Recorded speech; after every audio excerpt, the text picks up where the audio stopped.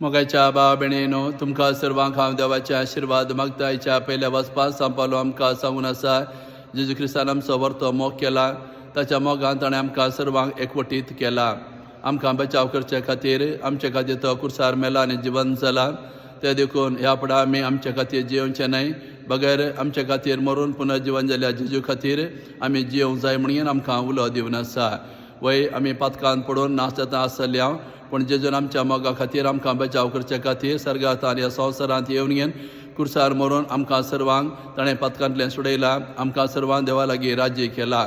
ते देखून आमी जर तर आनीकी पाताक देवातान पयस आसल्यार आमचे पाताक आमी वळखून घेवन देवा लागीं राज्य जावन आमी देवाच्या मोगांत जियोंक जाय म्हणून आमकां सांपालो उलो दिता. वय जेजून आमकां पातकांतल्यान सोडून आमकां देवाची मोगाची परजा केला.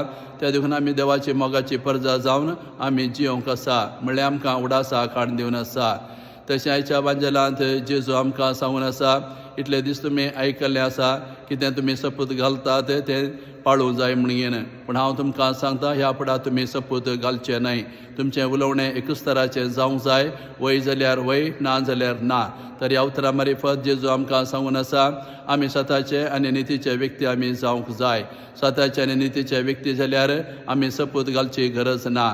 ते देखून सपूत घायले वरवीं आमकांच आमचेर भरवसो म्हणून जाता आनी लोकांक आमचेर भरवसो येना. आमी सांगले ते पातयेनात.